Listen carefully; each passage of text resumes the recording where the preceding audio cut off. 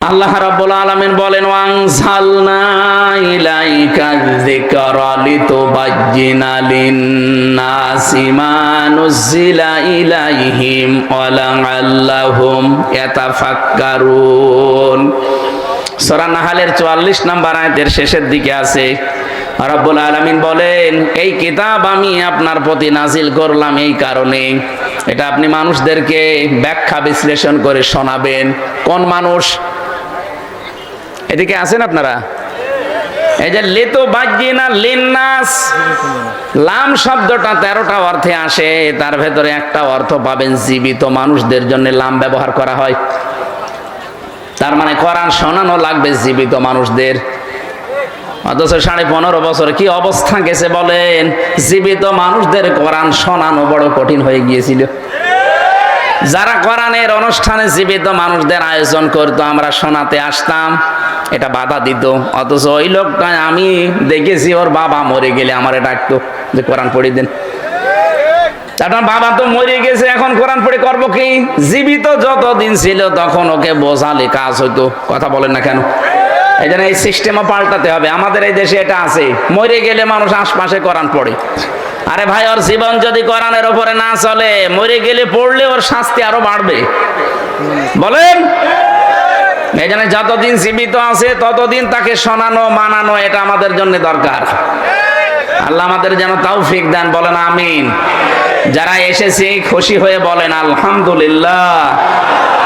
দরুদ আর সালাম পড়ছি নবী মুহাম্মদুর রাসূলুল্লাহ সাল্লাল্লাহু আলাইহি ওয়াসাল্লামের প্রতি। বিশ্ব নবী জানিয়েছেন, এটা যেহেতু মাদ্রাসার মাহফিল এই জন্য হাদিসটা আমি একটু বলছি। মান করাল কোরআনা, যে ব্যক্তি কোরআন পড়ে। আমার আগে স্যার যে কথাগুলো বলেছিলেন ওইটাই আমি একটু ট্রান্স দিচ্ছি। কোরআন পড়া বলতে কি বুঝি আমরা? 4টা শর্ত যদি আপনি মানতে পারেন তাহলে আপনার কোরআন পড়া হয়েছে। মান করাল কোরআনা, যে ব্যক্তি কোরআন পড়ে। এই শব্দের ব্যাখ্যা পেয়েছি আমি সূরা বাকারার 121 নম্বর আয়াতের ভেতরে। আল্লাহ রাব্বুল আলামিন বলেন, আল্লাযীনা আতাইনাহুমুল কিতাবা ইয়াতলুনাহু হাক্কা তিলাওয়াতি উলাইকা ইউমিনুনা বিহি। যাদেরকে আমি কিতাব দিয়েছি তারা এই কিতাবকে হক আদায় করে তেলাওয়াত করে। তাফসিরে ফি জিলালিল কোরআন সাজ্জাদ কুতুব রাহমাতুল্লাহ আলাইহি উনি হাক্কা তিলাওয়াতের ব্যাখ্যায় দিয়েছেন 4টা বিষয়। যদি কেউ 4টা বিষয় সামনে রেখে পড়তে পারে, সে দেখেন তো আমাদের হয় কিনা। 1 নম্বরে পড়া লাগবে শুদ্ধ করে। আর এই জন্যই মাদ্রাসা। কি কথা বলে না কেন? মাদ্রাসাটা দিয়েছে তো কোরআন শুদ্ধ করে পড়ার জন্য। তার মানে 1 নাম্বার শর্ত এখান থেকে পাওয়া যাচ্ছে। 2 নম্বরে শর্ত হচ্ছে শুধু শুদ্ধ করে পড়লে হবে না, এটা বুঝতে হবে। আর এইটা সিস্টেম এখানে আছে, এখানে নেই এটা। হ্যাঁ, কতগুলো মিডিয়ামে পড়াচ্ছে। শুধু আপনি কোরআন এক ভাষায় না কয়েক ভাষায় বুঝতে পারবেন। 3 নম্বরে শুধু বুঝলেই হবে না, এটা মানতে হবে। আর এই ট্রেনিং এখান থেকে দেওয়া হয়। শুধু মানলেই হবে না, 4 নম্বরে এটা মানুষ যেন মানে, সেই পরিবেশ তৈরি করে দিতে হবে। এই জন্য হাদিসের 2য় শব্দটা মান করাল কোরআনা ফাস্তাজহারাহু, যে ব্যক্তি কোরআন পড়ে আর কোরআনকে এজহার করার চেষ্টা চালায়। এজহার মানে, আমি এজহারের যতগুলো অর্থ পেয়েছি, এজহার মানে স্পষ্ট করা, এজহার মানে দাঁড় করানো, এজহার মানে কায়েম করা, এজহার মানে বিজয় করা। এখান থেকে আমার মনে হয় যত সিস্টেম বের হয় তাদেরকে এই শিক্ষায় দেওয়া হয় যে কোরআনকে পরিবার, সমাজ আর রাষ্ট্রে দাঁড় করাতে হবে। কথা বলেন না কেন?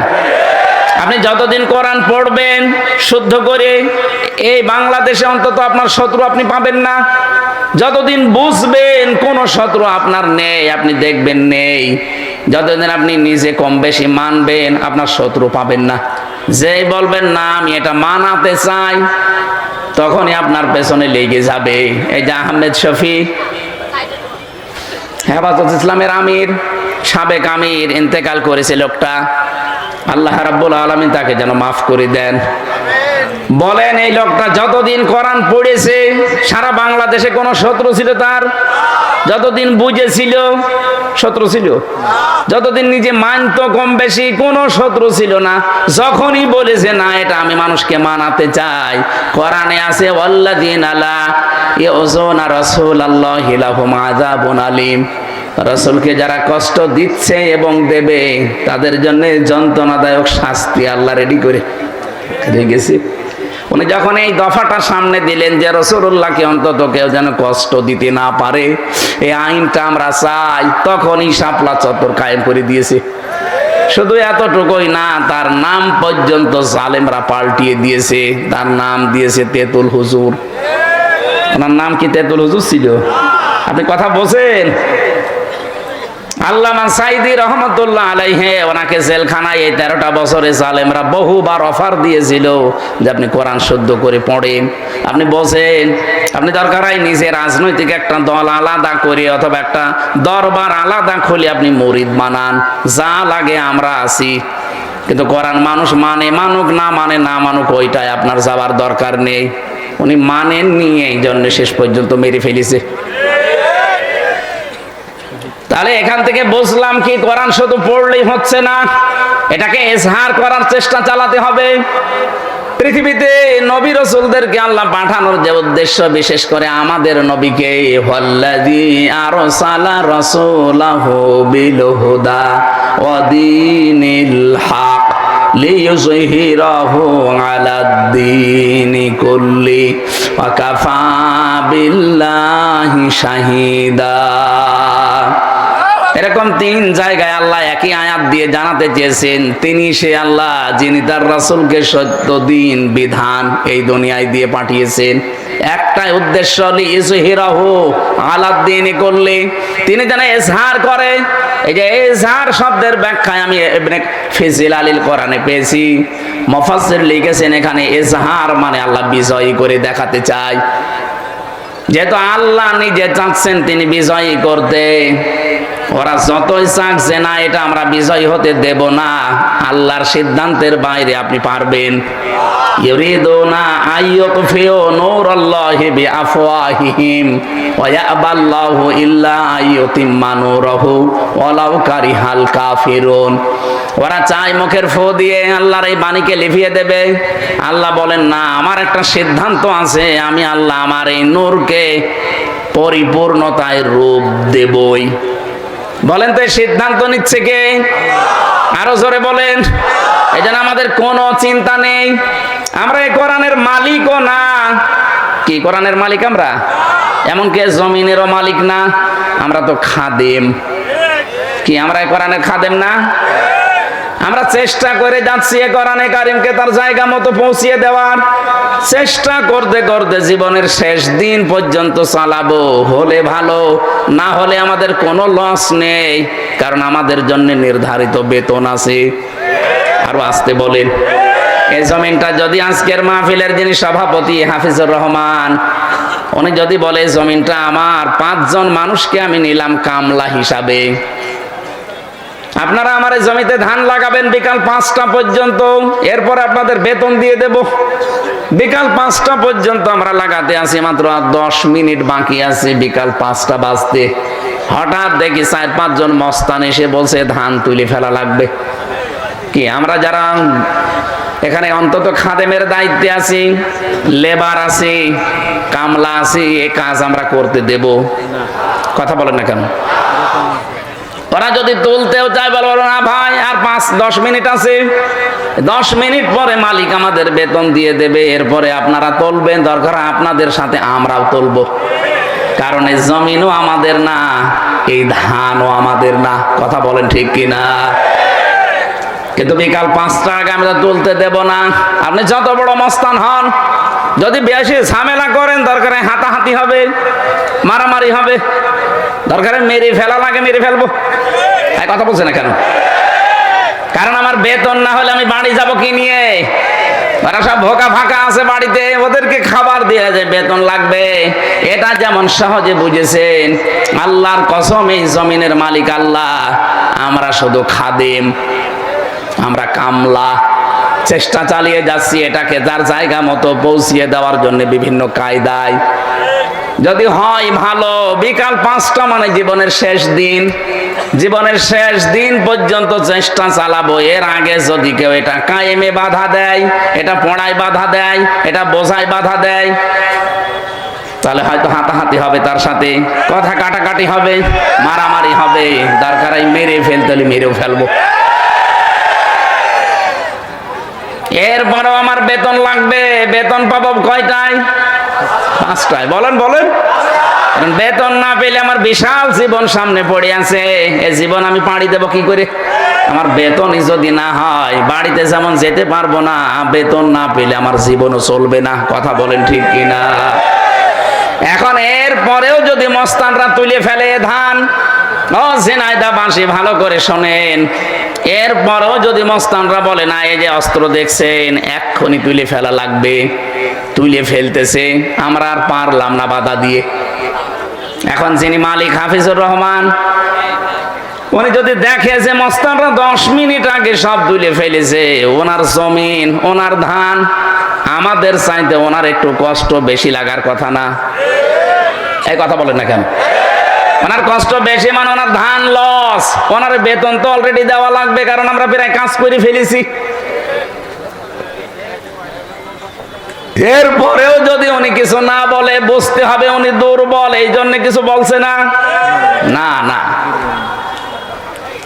উনি যদি এখন সামনাসামনি কিছু না বলে, আপনি ভেবে নিতে পারেন উনি গোপনে এমন কিছু করবে যে মস্তানরা শ্বাস ফেলারও সময় পাবে না। সেই কাজ কৌশল ওনার আছে, নাই তো এত জমিনের, এত বড় জমিনের মালিক হতে পারতো না। এখানে 1 কাঠা জমিনের দাম 50 লাখ, সেখানে 1 বিঘা জমিনে ধান লাগাচ্ছে, বুঝতে হবে ওনার পেছনে অনেক কিছু আছে। কথা বোঝেন? উনি যদি এখন সামনাসামনি মস্তানদের কিছু না বলে, বুঝে নিতে হবে যে ওর গোপনে কোনো কিছু আছে। এই জমিনে 54 বছর আবু বকর সিদ্দিকের মতো মানুষেরা চেষ্টা চালিয়ে যাচ্ছে জমিনে কামলা হিসাবে, কোরআনের খাদেম হিসাবে এটা এজহার করার জন্য, কিন্তু কত বাধা আমরা পেয়েছি। কথা বলেন না কেন? কোন সময় বাধা দিয়েছে হাসানুল হক, ইনু বলা যাবে না, ইনি, হর্ষাই দন্তন্নয় হর্ষি। কখনো বাধা দিয়েছে রাশেদ খান মেননের ভূমিকায়, কখনো বাধা দিয়েছে দিলীপ বড়ুয়ার ভূমিকায়, কখনো বাধা দিয়েছে বিচারপতি মানিকের ভূমিকায়, কখনো বাধা দিয়েছে হাসিনার ভূমিকায়। এরপরও আমরা কিছু পারছি না। এই 54 বছরে 96% মুসলমানের দেশে, এরপরও মনে করেন এটা আমরা কায়েম করতে পারলাম না, এটা বিজয় করতে পারলাম না, কিন্তু এর একজন মালিক নেই। আরো জোরে বলেন। এর একজন মালিক আছে, এমনকি এই জমিনের একজন মালিক আছে, তিনি তারপরও কিছু বলেননি। কামলা আজার আমরা কিছু বলতে পারলাম না, কারণ আমাদের ক্ষমতার বাইরে। এমনকি মালিক যিনি, উনিও কিছু বলছেন না। সামনাসামনি যদি কিছু না বলে, আপনি বুঝেই নেবেন যে ওনার গোপনে কোনো উদ্দেশ্য আছে। আর গোপনে যদি একবার ধরে, বাপ বলার সময় দেবে না। আমার মনে হয় আল্লাহ এখন ধরেছে। যত ক্ষতি করেছেন আপনারা, কি দোষ ছিল এই দেশের আলেমদের, একামতে দিনের কর্মীদের, কি উদ্দেশ্য তাদের? বারবার তারা তো 54 বছরই বলছে যে আমাদের ক্ষমতা উদ্দেশ্য না, আমাদের উদ্দেশ্য এটা প্রতিষ্ঠার মাধ্যমে আখিরাতে মুক্তি পাওয়া। এর বাইরে যদি কারো উদ্দেশ্য থাকে চেয়ারের, তাহলে তার পেছনে থাকা জায়েজ নেই। আপনার উদ্দেশ্য থাকা লাগবে, এইটা আমি জমিনে কায়েম করব, এজহার করে দেখাবো কি করে বিজয় করা যায়। এর জন্য যত রকমের রাস্তা আছে, বৈধ পন্থায় সব রাস্তা আপনি অবলম্বন করেন। এরপরও বারবার স্বীকার করে নিচ্ছে, এটা বোঝাতে চাই মালিক কিন্তু একজন আছে, উনি বিকাল 5টায় আসবে। বিকাল 5টায় আসবে, এসে যদি দেখে ধান সব তুলে ফেলেছে মাস্তানরা, এত বাধা দিয়েছে কামলারা, কামলাদেরকেও মারধর করেছে।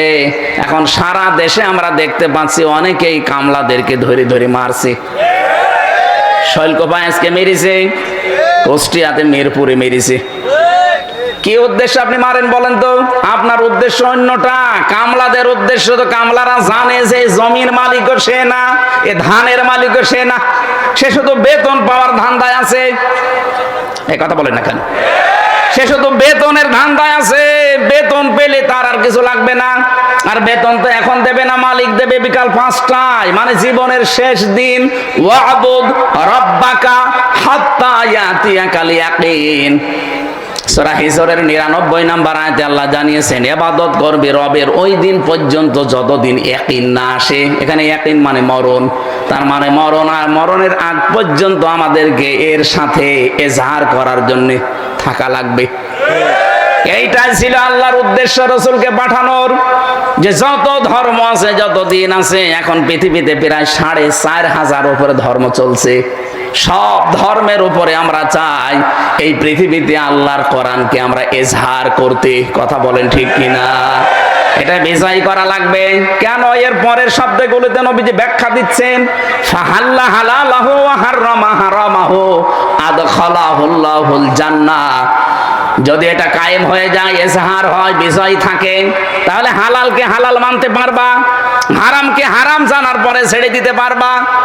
ও বাংলার মুসলমানেরা, 54 বছর কোরআন এই দেশে এজহার নেই, বিজয় নেই। এই জন্য আমরা হালালকে হালাল জানার পরও মানতে পারি না। এরকম ক্ষেত্র দেশে নেই। কথা বলেন না কেন? হারামকে হারাম জানার পরও আমরা ছেড়ে দিতে পারি না। এই জন্যই তো আজ আমরা উঠে পড়ে লেগেছি যে এটাকে এজহার করব, আমরা এটাকে বিজয় করব, যেন হালালকে হালাল জেনে মানা যায়, হারামকে হারাম জেনে ছেড়ে দেওয়া যায়। কথা বলুন।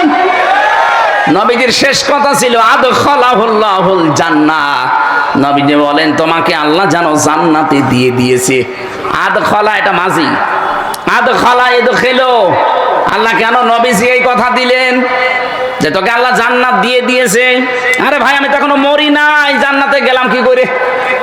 তার মানে কোরআনে কারিম যদি ওই 4টা শর্ত মেনে, আমরা এদেশে, উনি তো হাত তুলতে বলছিলেন, স্যার যেই বলেছে কারা কোরআন শিখতে চান, পড়তে চান, সবাই হাত তুললেন।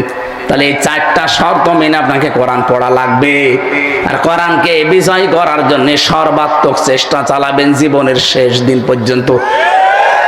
তাহলে হালালকে হালাল জেনে আপনি মরতে পারবেন, হারামকে হারাম জেনে ছেড়ে দিতে পারবেন। তখন আপনি মনে করবেন এই দেশটায় যেন মিনি জান্নাত হয়ে গেছে। আমিরে জামাত ডক্টর শফিকুর রহমান হাফিজাহুল্লাহ ঘোষণা অলরেডি দিয়েছেন, এদেশে যদি কোরআনের এই বিধান আমরা কায়েম করতে পারি, প্রথম দিন এই দেশ থেকে সাদাবাজি আমরা ঝাঁটিয়ে বিদায় করব। মানে আন্দাজে বলেন নাই, এই হাদিসের বাস্তব ব্যাখ্যাটা উনি বলেছেন। অনেকে মনে মনে ভয় পায় যে কোরআনে দেশে যদি চলে আসে, আমরা একটু মাঝে মাঝে ডাল খাই, লাল পানি খাই, একটু বিড়ি খাই, এইটার কি হবে? হবে, এটার কোনো অসুবিধা নেই। আপনি ডাল খেতে পারবেন, লাল পানিও খেতে পারবেন, বিড়িও খেতে পারবেন। কিন্তু এখন এই যে মসজিদ 4 দেখলাম, এই মসজিদে যদি কেউ এশার নামাজ পড়তে গিয়ে মসজিদের ভেতরে যাবার পরে যদি ওর নেশা লাগে যে বাবা খাবে, না নেশা লাগতে পারে, অথবা আপনার বিড়ি খেতে ইচ্ছা হচ্ছে, বলেন তো আপনার 4 দেওয়ালের মাঝে খেতে পারবেন? বলেন।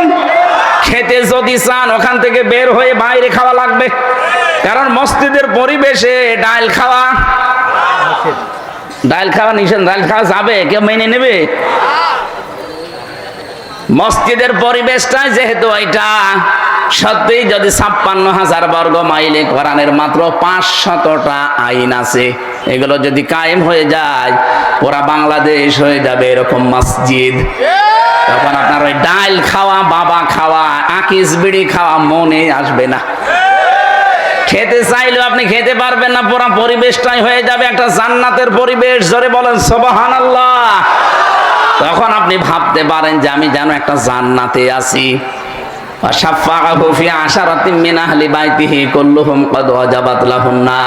এটা যে হাফেজরা পাগড়ি নিল, এরা যদি সত্যি কোরআনে কারিম বুকে ধারণ করে, আর একে যদি হালাল যা আছে হালাল গুলো মেনে নিয়ে হারাম গুলোকে ছেড়ে দিতে পারে, ওই পরিবেশ কায়েম করে কিয়ামতের দিন 10 জন মানুষকে সুপারিশ করে সে জান্নাতে নিয়ে যেতে পারবে।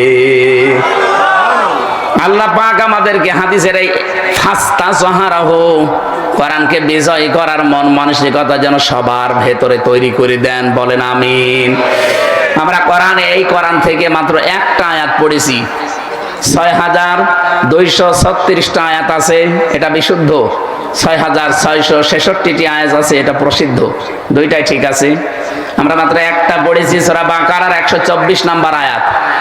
যদিও এটা জাতির পিতা হযরত ইব্রাহিম আলাইহিস সালাম সম্পর্কে, কিন্তু এটা আমরা যেহেতু ইব্রাহিম নবীর সন্তান, আমরা তার সন্তান না? কথা বলেন না কেন? আমাদের নাম রেখেছেন আমাদের বাবা ইব্রাহিম। আমাদের নাম যে মুসলিম, এ নাম দিয়েছে কে? মিল্লাতা বিকুম ইব্রাহিম হুয়া সাম্মাকুমুল মুসলিমিন। আল্লাহ পাক বলেন তোমাদের জাতির পিতা ইব্রাহিম আমি আল্লাহ জানিয়ে দিলাম, আর তিনি তোমাদের নাম মুসলিম রেখেছেন। এখানে হুয়ার ফাইল দুইটা। তাফসিরে ইবনে কাসিরের ভেতরে দুইজনের নাম আছে। হুয়ার ফাইল হয় আল্লাহ, নয় আমাদের জাতির পিতা যিনি ইব্রাহিম।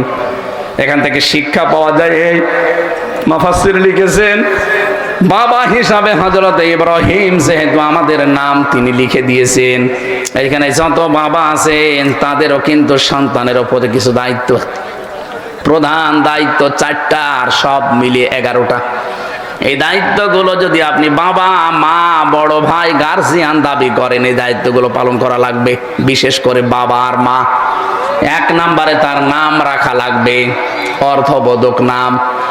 এখানে কত বাবা আছেন এমন আধুনিক নাম রাখতেছে, এ নাম রেখে যে ডেঞ্জার। ডেঞ্জার মানে কি? ভয়ঙ্কর। ও বড় যত হয় তত ভয়ঙ্কর হয়।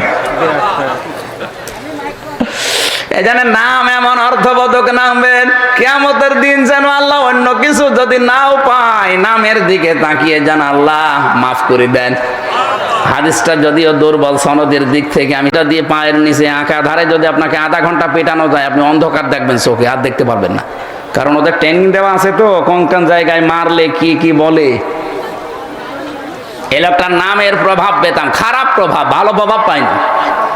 আসাদ মানে যেহেতু সিংহ, ও ইসলামী মাইন্ডের মানুষ পেলেই নাকি ও সিংহের মতো গর্জন দিয়ে উঠত, যে আজকে আমার রূপ দেখাবো। আমরা এমন এমন নাম রাখবো, পরবর্তীতে এই নামগুলো যেন ইসলামের কাজে লাগে। আসাদটা যদি অন্তত ইসলামের কাজে লাগাতে পারতো, আমার মনে হয় ওর দ্বারা অনেক উপকার হতো, কারণ পুরাটা চালাতো ওই বিভাগটা সেই।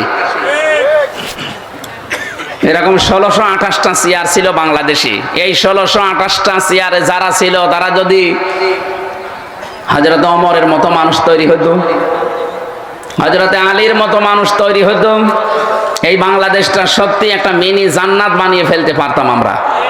আমরা সেই স্বপ্নই দেখি সামনে, যে এই 1628টা চেয়ারে এমন মানুষকে আমরা বসাতে চাই, যে মানুষগুলো সত্যি এখানে বসে হযরত ওমরের মতো দায়িত্ব পালন করবে।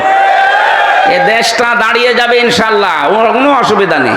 জালেমরা যা করেছে এটা কিছু সময় লাগবে, কারণ এই যে যাবার সময় আল্লাহর ওলি 14টা ব্রিফকেস নিয়ে গেছে, সব ছাই ভরা আর মাটি ভরা ছিল।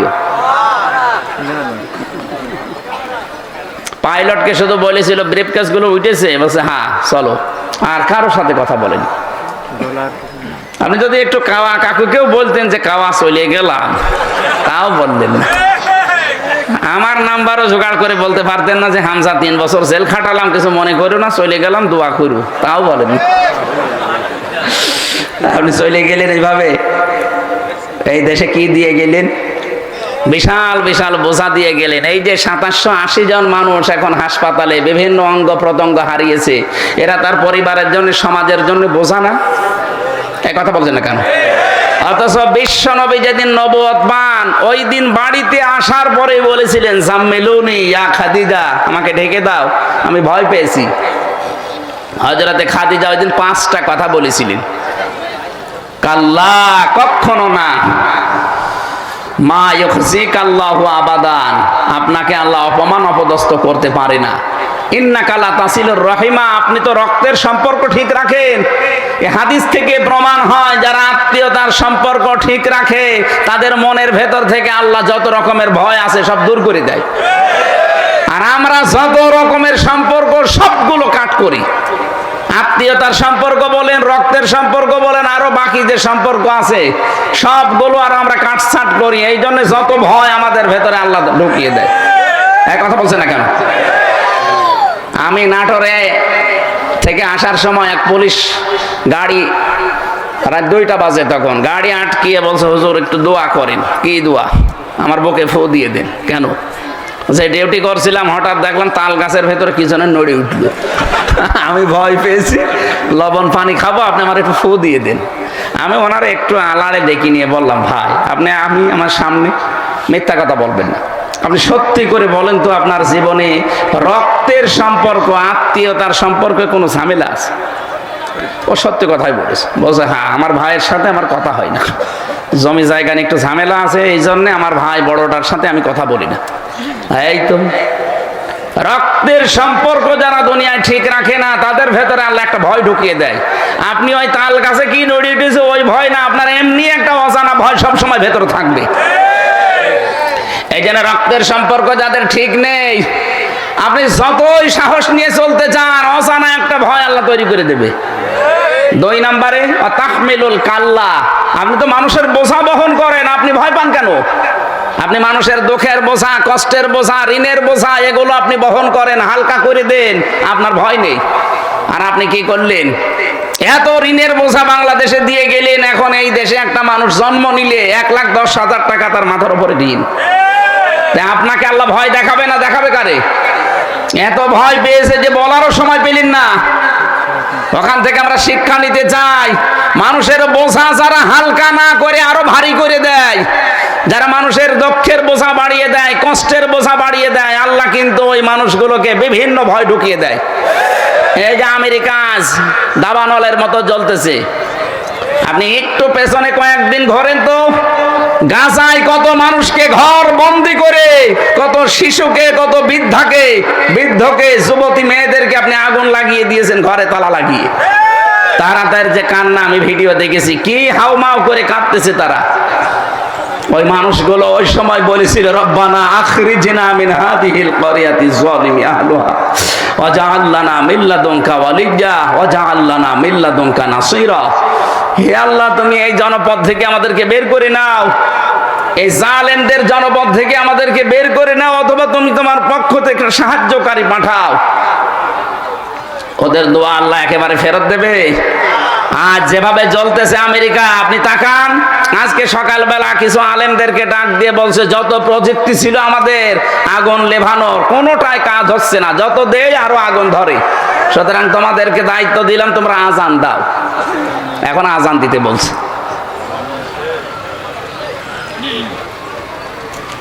এই জন্য কত রকমের ভয় আল্লাহ এখন ঢুকিয়ে দিয়েছে ওদের ভেতরে, আপনি চিন্তা করেন তো।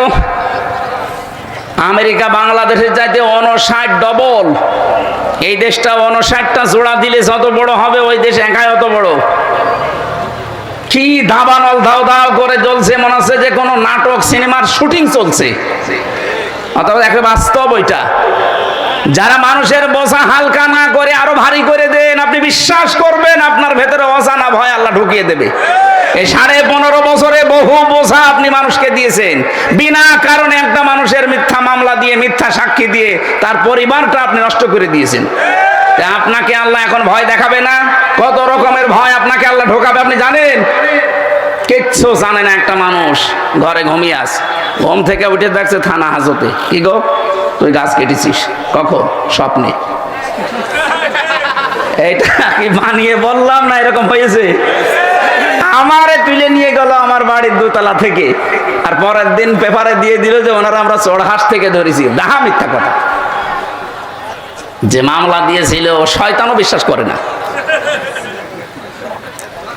জজ সাহেব মাঝে মাঝে আমার যে মামলা উঠতো, আমার নিয়ে যেত, জজ হাসতো যে কি দিয়ে বিচার করবো বলেন তো। অথচ 3টা বছর উনি জামিন দেয়নি।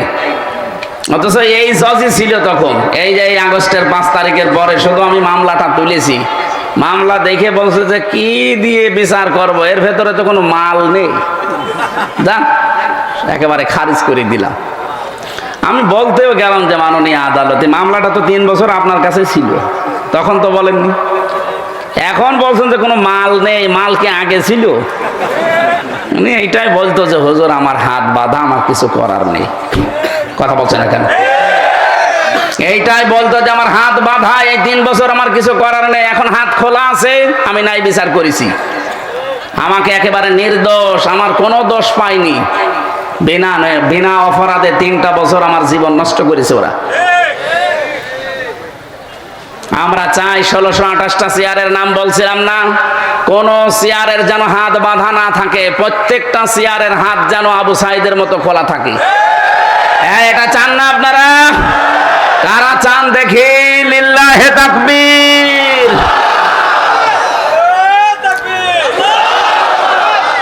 আলহামদুলিল্লাহ। তো এইটার জন্য হাত খুলতে হলে এটা লাগবে, এটা ছাড়া সম্ভব না। যত নিয়ম নীতি নিয়ে আসেন না কেন, আবার হাত বাঁধা হয়ে যাবে। কে কথা বলে না কেন?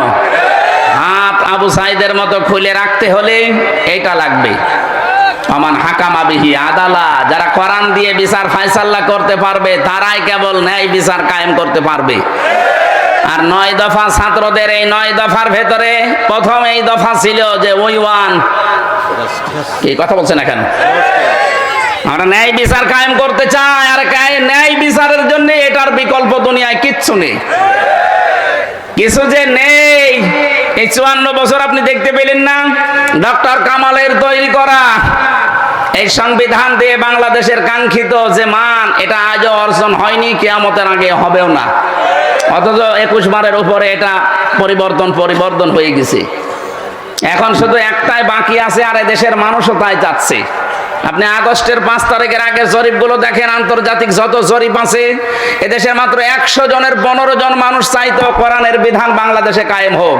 তার ভেতরে হয়তো আলী আজম, মোহাম্মদ আবু বকরের মতো মানুষগুলো, এরকম মানুষ আছে এই দেশে 100 জনের মাত্র 15 জন। এনারা চাইতো যে কোরআনের বিধান বাংলাদেশে কায়েম হোক। জানুয়ারির 1 তারিখের রিপোর্টগুলো বের করেন, আন্তর্জাতিক যত সংস্থা এই দেশের মানুষকে রিপোর্ট দিচ্ছে, এই দেশে এই মাত্র 5 মাসে 100 জনের 58 জন মানুষ চাচ্ছে যে কোরআনের বিধান এই দেশে কায়েম হোক। আপনি আর কিছুদিন যেতে দেন, অন্য জাতির লোকেরা পর্যন্ত বলছে না, কাঙ্ক্ষিত মানে শান্তি পেতে হলে আল্লাহর কোরআনের বিকল্প কিচ্ছু নেই। তারা অন্য ধর্মের মানুষ যদি এটা বিশ্বাস করতে পারে, তা আপনার কি হয়েছে? দল মত নির্বিশেষে এদিকে এগিয়ে আসা দরকার না এখন।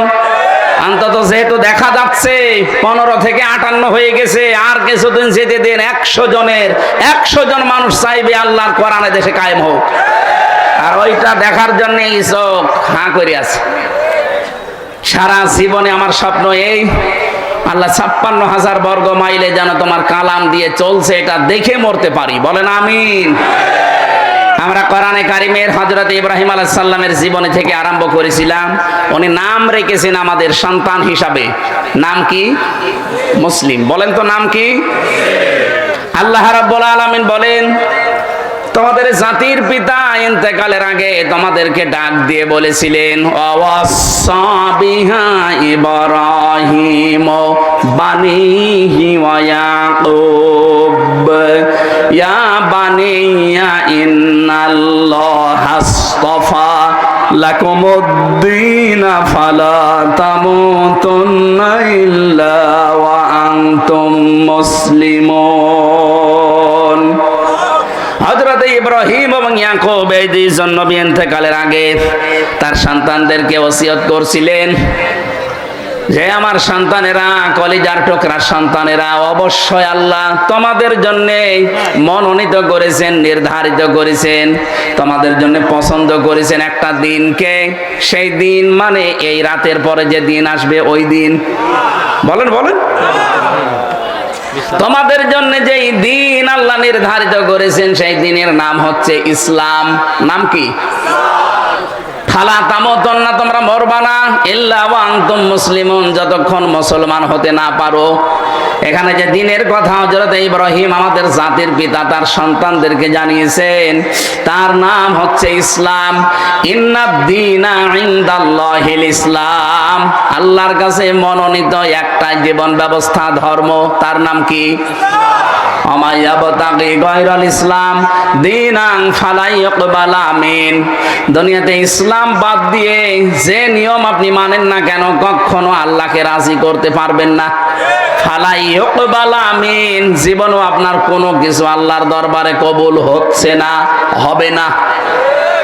ইকবালার আগে লান এসেছে, মজারের আগে লান আসলে অর্থ দাঁড়ায় বাংলা যে জীবনেও হবে না। এজন্য ইসলাম বাদ দিয়ে যারা নাম রাখেন তাদের নাম নাম নয়। ইসলাম বাদ দিয়ে কেউ যদি বিয়ে শাদী করেন ওটা বিয়ে নয়। ইসলাম বাদ দিয়ে কেউ যদি পরিবার চালায় ওটা পরিবার না। ইসলাম বাদ দিয়ে কেউ যদি রাজনীতি করে ওটা রাজনীতি না। আরো আসতে বলেন। এই কোরআনে কারিমে আল্লাহ সূরা নিসার 34 নম্বর আয়াতে জানিয়েছেন, আর রিজালু কাওয়ামুনা আলান নিসা। পুরুষেরা হবে গাইডলাইন দাতা আর মেয়েরা হবে তাদের আজ্ঞাবহ।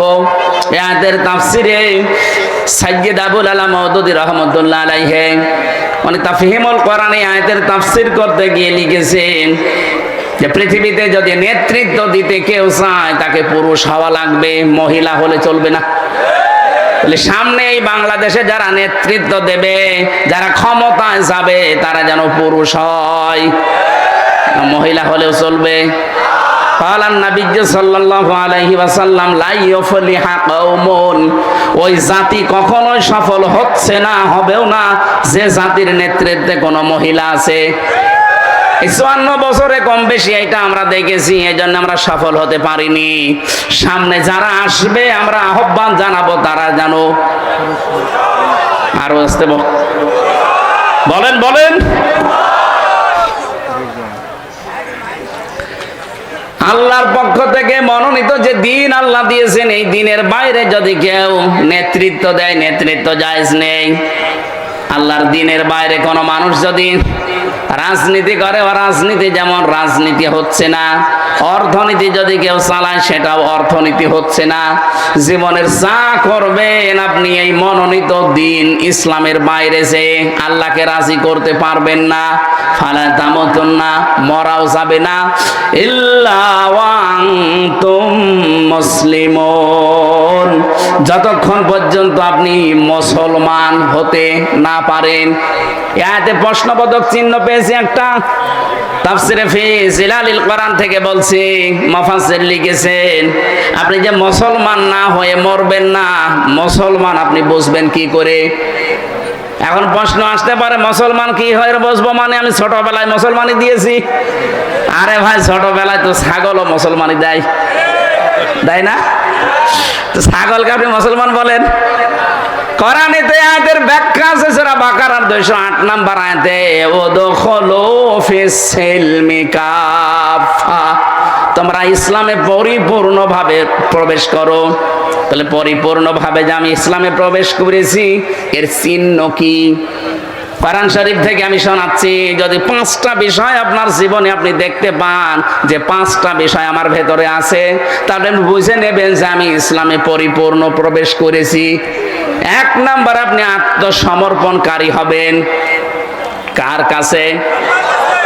আমাদের জাতির পিতা এটা করে দেখিয়েছেন। ইযে ক্বালা লাহু রাব্বুহু আসলিম ক্বালা আসলামতু লিরাব্বিল আলামিন। বলেন আল্লাহু আকবার। উনি গাছের মাথায় বসে কোড়াল দিয়ে কাঠ কাটছিলেন। আল্লাহ বলেন আত্মসমর্পণ করে ইব্রাহিম। তিনি বলেন এখানে কি করে? বলে খাতনা করো। গাছের মাথায় কোড়াল দিয়ে খাতনা করে তিনি বললেন আসলামতু লিরাব্বিল আলামিন, মহাবিশ্বের পালনকর্তা আল্লাহর কাছে আমি আত্মসমর্পণ করলাম, সারেন্ডার করলাম, আমার নিজের বলতে আর কিচ্ছু নেই। যেই লোকটা মুসলমান দাবি করবে যে আমি পরিপূর্ণ ইসলাম মানতে চাই, তার নিজের সে আর কিছুই থাকবে না, যা আল্লাহর কথা সেইটাই তার কথা। কথা বলে না কেন? আজকে একজন আমার কাছে দেখা করলো, উনি বামপন্থী রাজনীতি করতেন আগে। আপনার একটা আলোচনা শোনার পরে আমি আজ 2 মাস আগে তাওবা করে একেবারে ইসলামে চলে এসেছি। এখন আমার আর নিজের বলতে কিছু নেই, আল্লাহর যে কথা আমার ওই কথা। এইটাই তো 1 নাম্বার, এইটাই দরকার। আপনাকে 1ম নাম্বারে আল্লাহ বলতে বলেছেন এই জন্য, কুল ইন্না সলাতি ওয়া নুসুকি ওয়া মাহইয়ায়া ওয়া মামাতি লিল্লাহি রাব্বিল আলামিন। হে নবী, আপনি বলেন যে আমার নামাজ, আমার কোরবানি, আমার বেঁচে থাকা, আমার মরে যাওয়া সব আমি আল্লাহর জন্য দিয়ে দিলাম। তাহলে আত্মসমর্পণ যদি আপনি সব জায়গায় করতে পারেন, আপনি বুঝবেন যে ইসলামে আপনি প্রবেশ করেছেন। 2 নম্বরে আপনার আকীদা হওয়া লাগবে শুদ্ধ। কি বললাম? এইটা নিয়ে সারা বাংলাদেশে গন্ডগোলের শেষ নেই। এক দল আর এক দলকে খালি ফতোয়া দিতে আছে যে ওর আকীদা ঠিক নেই। আরে ভাই, আকীদা ঠিক কোনটা ওইটাই তো আমি বুঝি না। যেই মানুষগুলো এই আকীদা রাখে যে ক্ষমতার উৎস আল্লাহ, আর যারা আকীদা রাখে ক্ষমতার উৎস জনগণ, তাদের বিরুদ্ধে আপনি ফতোয়া দেন না। ফতোয়া দেন এদের বিরুদ্ধে যারা বলে ক্ষমতার উৎসকে। আপনার কোন আকীদা? আকীদার প্রশ্ন তুলে একটা মাজলুম সংগঠনের উপরে, মাজলুম দলের উপরে আপনি এই তহমতটা লাগাবেন না। আপনার কি আকীদা আছে আপনি বলেন তো? যে মানুষগুলোকে আন্দাজে তহমত দেন যাদের আকীদা ঠিক নেই, আপনি ফাঁসির দড়ি খালি গলার কাছে আপনাকে নিয়ে যাওয়া হবে, আপনার আকীদা সব বের হয়ে যাবে। আপনি বলছেন আকীদা কি? অথচ যাদের আপনি এই দোষ দিচ্ছেন তারা তো ফাঁসির দড়ি অলরেডি গলায় নিয়ে অনেকজন বিদায় অলরেডি নিয়েছে। আপনার ভেতরে কয়জন আছে যে ফাঁসির দড়ি না শুধু ফাঁসি হবে কথা শুনে আপনার আকীদা পাল্টিয়ে যায়? 3 নম্বরে শুধু আকীদার প্রশ্ন, এখানে হাজার হাজার কথা আছে। 3 নম্বরে শুধু আকীদা না, আপনার চরিত্র উন্নত হওয়া লাগবে। আর চরিত্র যদি নিতেই হয় উন্নত করার জন্য, মুহাম্মাদুর রাসূলুল্লাহ তার থেকে নেওয়া লাগবে। কারণ তার চাইতে উত্তম চরিত্র এই দুনিয়ায় আর কারো। এরপরে আপনার ইখলাস লাগবে, যা করবেন এটা যেন লোক দেখানোর জন্য না হয়। এটা কার জন্য হবে? এই ইখলাসটা আমাদের অধিকাংশ ভেতরে নেই। 5 নাম্বার আপনার লেনদেন যেন স্বচ্ছ হয়। এটা অনেক ভালো মানুষ দেখতে মনে হয়, এত বড় বড় পাগড়ি মাথায় দিয়ে দাঁড়িয়ে রেখে রাস্তা দিয়ে হেঁটে গেলে মনে হয় যে জিবরাইল হেঁটে যাচ্ছে, অথচ লেনদেন ঠিক নেই। কারো কাছে যদি একবার ধার করে জীবনে তার সাথে দেখা করে না। এই কথা বলছে না কেন? কোন দোকানে যদি বাকি খায় ওই দোকানের সামনে দিয়ে আর যায় না। না, আপনার লেনদেন ঠিক করা লাগবে। এই 5টা বিষয় যখন আপনি দেখবেন যে হ্যাঁ আমি মেনে চলতে পারছি, 1 নম্বরে আত্মসমর্পণ আল্লাহর কাছে, 2 নাম্বার আপনার ইখলাস লাগবে, 3 নম্বরে আকীদা বিশুদ্ধ হওয়া লাগবে, 4 নম্বরে চরিত্র হওয়া লাগবে উন্নত, 5 নাম্বার আপনার লেনদেন স্বচ্ছ চলবে। আপনি তখন বুঝবেন যে আপনি ইসলামে পরিপূর্ণভাবে প্রবেশ করেছেন। আমি যে কথা বলতে চাচ্ছিলাম, আমাদের নবী, আমাদের জাতির পিতা ইব্রাহিম আলাইহিস সালাম তার সন্তানদেরকে যে আদেশ দিয়েছিলেন, আল্লাহ রাব্বুল আলামিন আমরাও যেহেতু তার সন্তান দাবি করি, আমরা ইব্রাহিমের সন্তান না? নাকি এই যে নতুন জাতির পিতার সন্তান? না, এটা তো বানানো।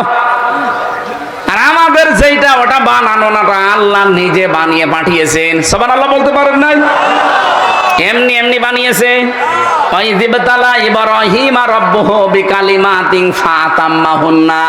স্মরণ করো ওই সময়ের কথা যখন ইব্রাহিমকে আমি কিছু কালেমার দ্বারা পরীক্ষা করেছিলাম, আর প্রতিটি পরীক্ষায় তোমাদের জাতির পিতা, তোমাদের বাবা ইব্রাহিম পাশ করে গেছে। এখানে আমি 9টা পরীক্ষার কথা পেয়েছি, আর অন্য আয়াতে পেয়েছি 41টা। সব মিলে আমাদের জাতির পিতাকে আল্লাহ 50টা পরীক্ষা করেছিলেন পুরা জীবনে। সুবহানাল্লাহ বলতে পারেন নাই?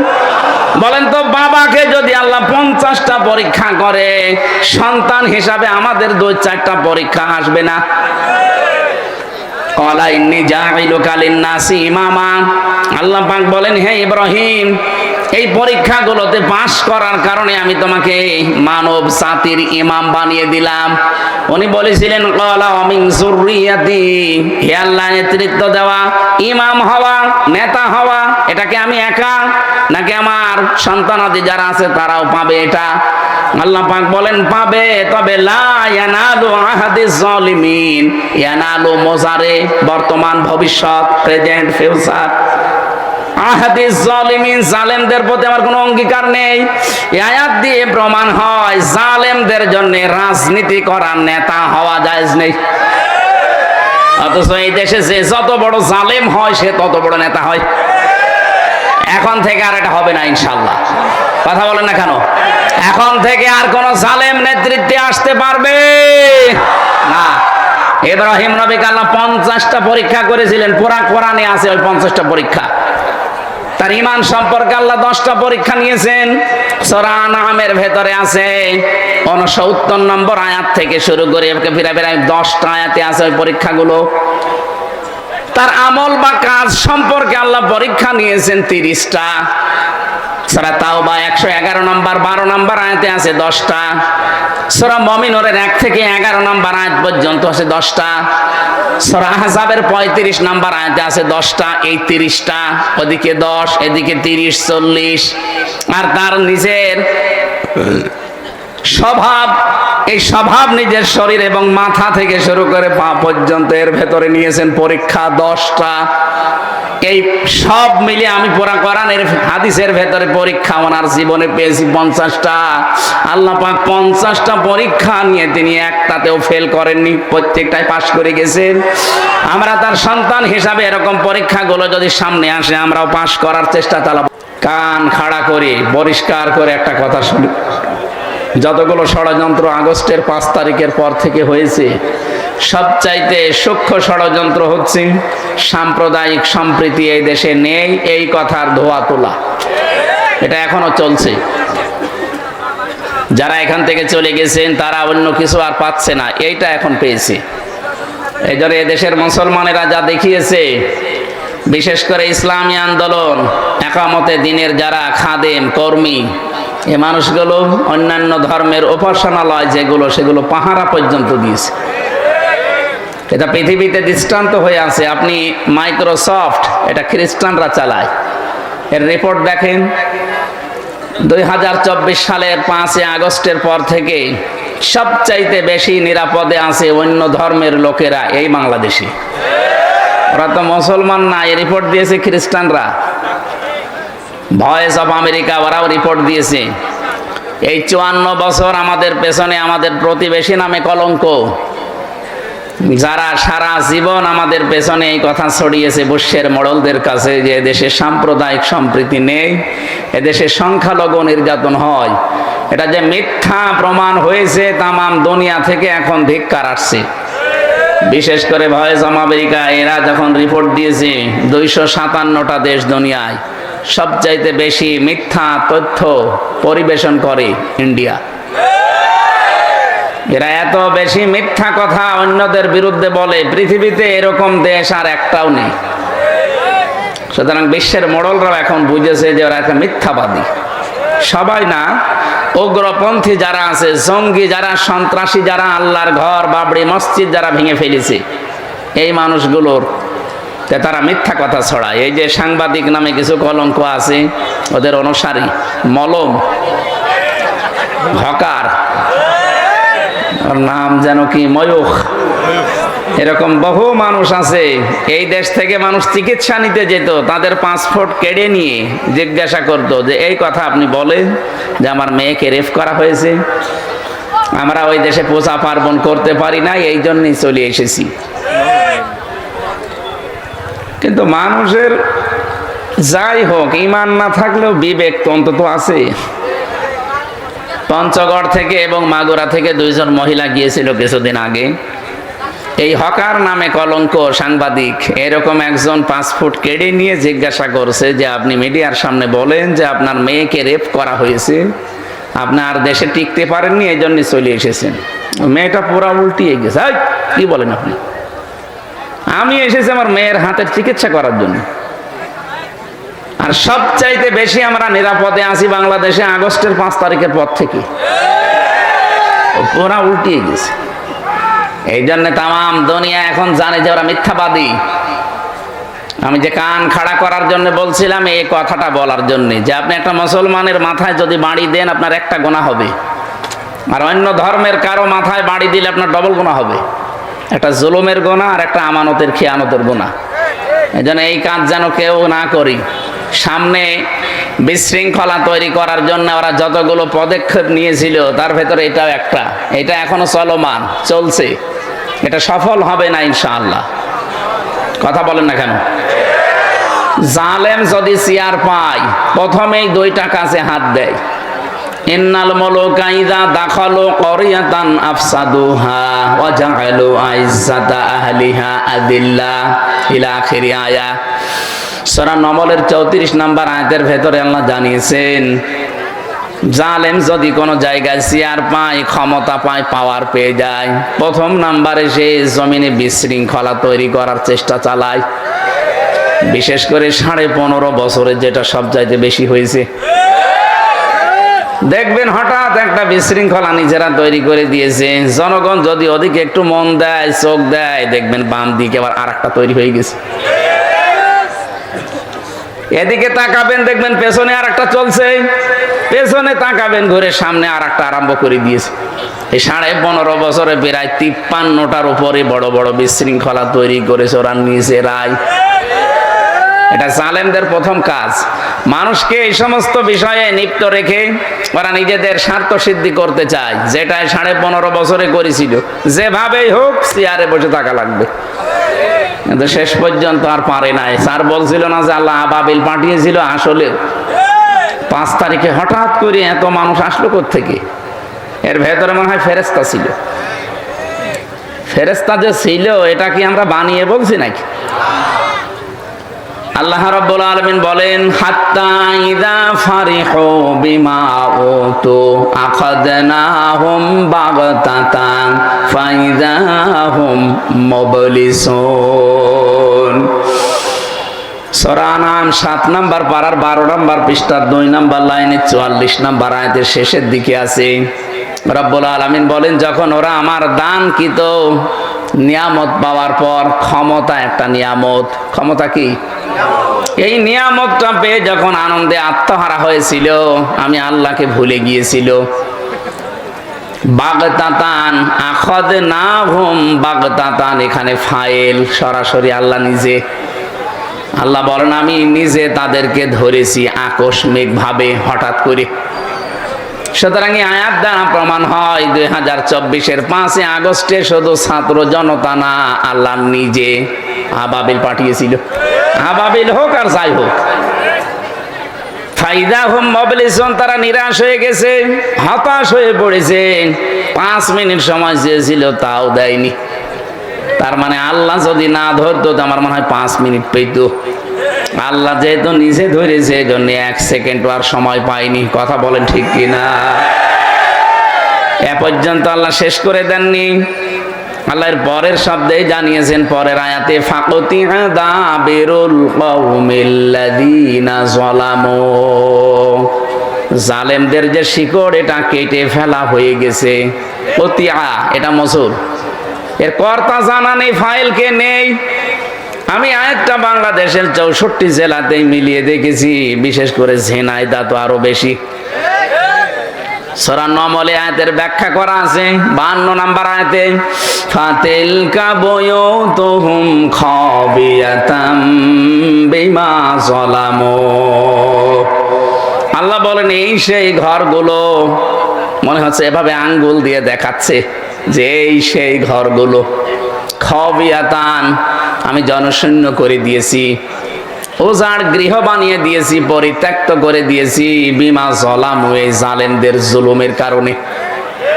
আপনি আয়াতটা বাংলাদেশের সাথে মিলিয়ে দেখেন, জালেমদের যত বাড়ি ঘর সব এখন পরিত্যক্ত। আমার কুষ্টিয়ার হানিফের বাড়ি দেখে আসেন, গণ টয়লেট হয়ে গেছে। অথচ 5 তারিখের আগেও কি দাপট ছিল ঘরের? আল্লাহ বলেন, কেন করলাম জানো? বিমা যালামু, এদের জুলুমের কারণে। কারণ যেখানে জুলুম করা হয়, অত্যাচার করা হয়, ওই জায়গাটা পর্যন্ত আল্লাহ অভিশপ্ত বানিয়ে দেয়। আর ঝিনাইদহ তো আপনি দেখেছেন, উলঙ্গ করে টাঙিয়ে রেখেছিল 4 রাস্তার মোড়ে, না 4 রাস্তার মোড়ে। ওর বাড়ি ঘরের অবস্থা তাহলে বলেন আল্লাহ কি করেছে? হিরণ চেয়ারম্যান কি অবস্থা দেখেছিলাম ওই সময়। তাহলে ওর নিজেরই যদি শরীরের ওপরে এই যায়, তোর বাড়ির ওপরে কি গেছে? কুষ্টিয়ার হানিফের বাড়ির টয়লেট পর্যন্ত মানুষ, প্যান ছিল, প্যানও খুলে নিয়ে চলে গেছে। এটার বাস্তবতা আছে। আমি 16 সালে একবার হজে যাবার পরে কাবা ঘর তাওয়াফ করে দেখলে উপরে একটু দেখি ঘুরি, হঠাৎ দেখি আমার পেটে ব্যথা। এক পুলিশকে ডাক দিয়ে বললাম, ইয়া আখি তাল, এদিকে আসেন ভাই। ওর ভাষা দিয়ে আমার জিজ্ঞাসা করছে, আমি বললাম এখানে আমার পেটে ব্যথা করছে, ফার্মেসি কোথায় একটু বলে দেন। উনি আমার ফার্মেসি না দেখিয়ে বলছে, ইয়া হাজিউল হজ্জাত আইনা বিলাদুকা, হাজি দেশ কোথায়? যে তুমি বাংলাদেশ। বাংলাদেশ থেকে এসেছি। এবার ওর ভাষা দিয়ে আমার বোঝাচ্ছে, হাসি আপনি জানেন না এটা কোন জায়গা? না তো। আবু জাহেলের বাড়ি। আপনি এখনো পায়খানা না করে দাঁড়িয়ে আছেন, তাড়াতাড়ি করেন। পায়খানা করে দেখি আমার পেটের ব্যথা ভালো হয়ে গেছে। আল্লাহ যেন আমারে বোঝাতে চায়, হামজা এত কষ্ট করি, এত টাকা খরচ করে আসলে 6,500 কিলোমিটার দূর, আরো শয়তানের বাড়ি পায়খানা না করে চলে যাবা, তাড়াতাড়ি করো। আমার তো মনে হচ্ছে সারা বাংলাদেশে জালেমদের বাড়িগুলো ঠিক এখন ওই রকম অবস্থা হয়ে গেছে। আপনি আজকেও সকালের পত্রিকা দেখেছেন, ঢাকার ওই বাড়িটা এত আবেগের জায়গা অনেকের, চুমা খেতে যেয়ে, অথচ সে বাড়িটা এখন দেখেন গণ টয়লেট। আজকে ছবি দেখলাম 4-5 জন করে দেখলাম, এদিকে এদিকে এদিকে, মনে হচ্ছে যে জামাতবদ্ধ টয়লেট চলছে। এটা আল্লাহ এমনি করেনি, জালেমদের জুলুমের কারণে করেছে। কথা বলেন না কেন? বলেন তো এখানে শিক্ষাটা কি? এ পর্যন্ত ছিল জালেমদের, এর পরেরটা আমাদের জন্য।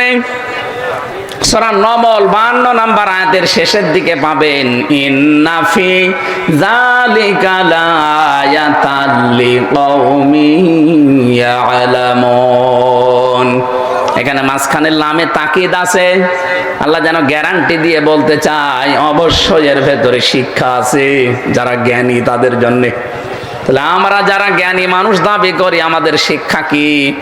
জালেমদের এত বড় শিকড় যদি আল্লাহ কেটে ফেলতে পারে, একেবারে সমূলে উপড়িয়ে ফেলতে পারে। আপনি জানেন জালেমদের শিকড় কত নিচে ছিল?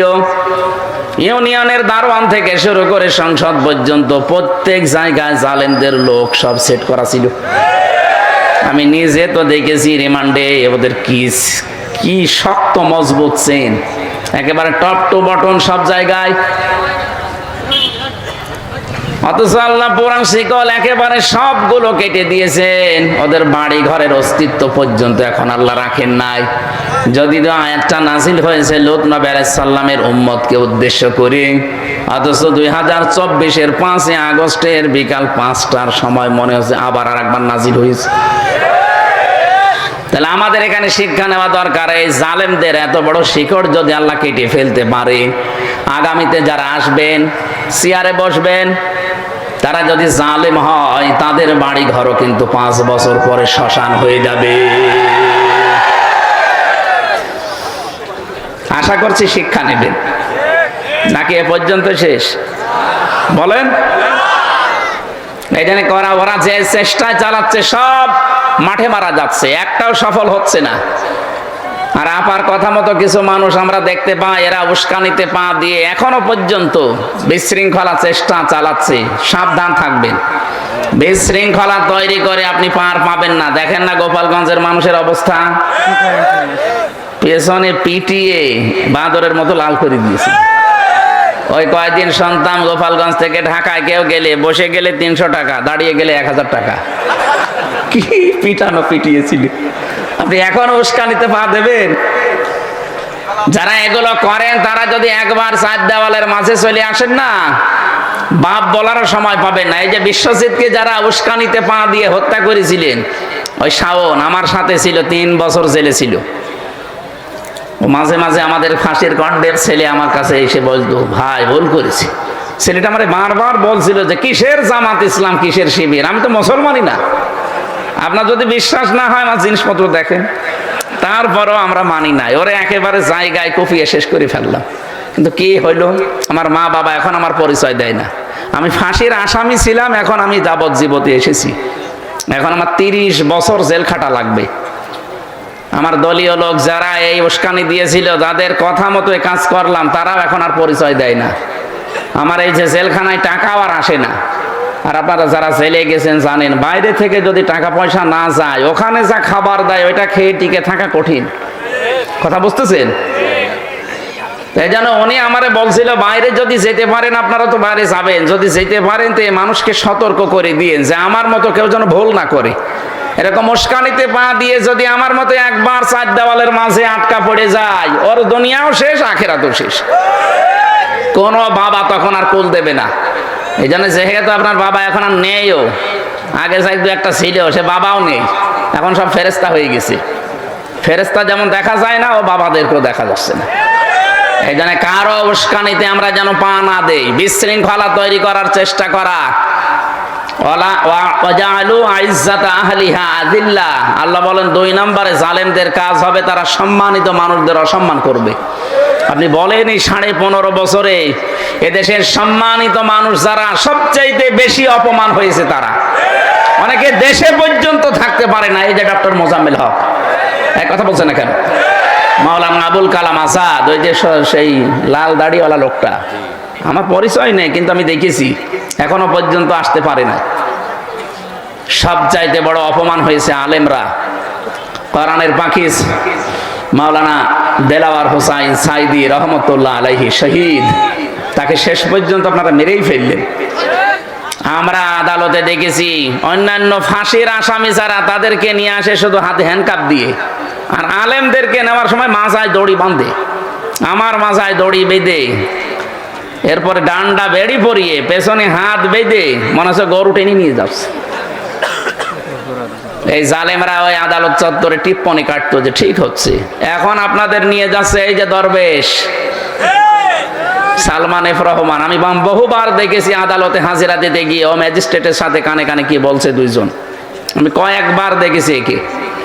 কি এখন আপনাকে ওই ম্যাজিস্ট্রেটই তো শাস্তি দিচ্ছে, পুরাটা আল্লাহ উল্টিয়ে দিয়েছে। এখন আপনারা বলতেন যে কেমন লাগে দেখেন হুজুর, কেমন লাগে দেখেন, আমরাও এখন বলি দেখেন কেমন লাগে।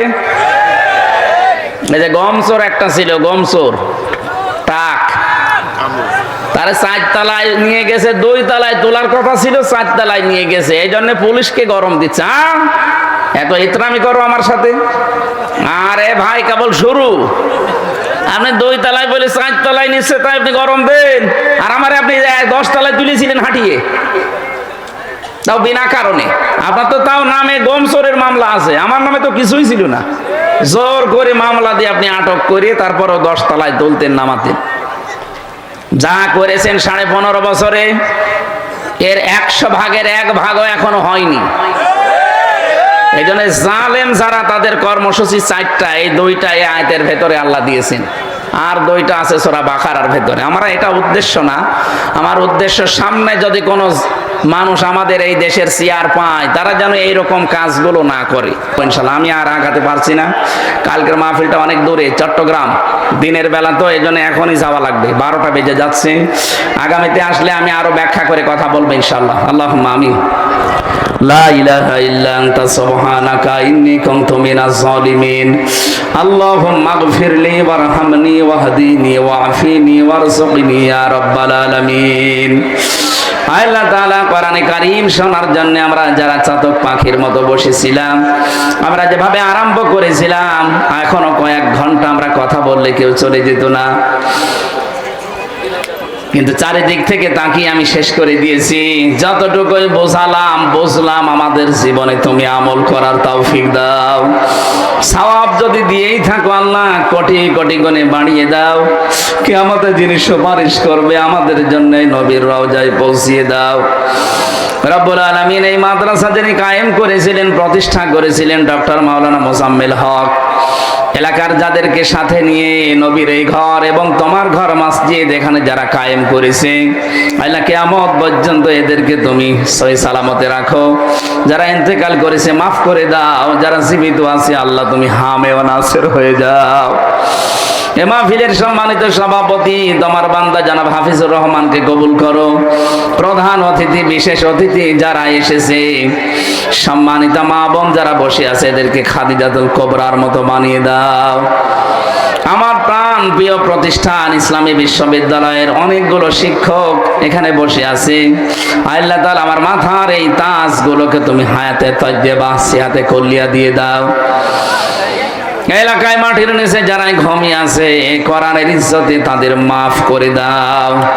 আল্লাহুম্মা গফিরলি ওয়ারহামনি ওয়াহদিনি ওয়াআফিনি ওয়ারযুকনি ইয়া রাব্বাল আলামিন। প্রশাসনের যে ভাইরা এসেছে আল্লাহ তাআলা এদের এই দায়িত্বটা আজকে তুমি ইবাদত হিসাবে কবুল করো। ঝিনাইদহ জেলার ডিসি, এসপি, টিওনো, এ থানার সম্মানিত ওসি সহ যত পুলিশ সদস্য ভাইরা জেলায় কাজ করছে, আইলাদের বাবা মা আত্মীয় স্বজন ছেড়ে যারা দেশ এবং দশের দায়িত্ব পালন করে, তুমি হামে ও নাসির হয়ে যাও। বারাকাল্লাহু লানা ওয়া লাকুম ফিল কোরআনিল আযীম। মরণ আসলেই যেন আমরা পড়তে পারি লা ইলাহা ইল্লাল্লাহু মুহাম্মাদুর রাসূলুল্লাহ।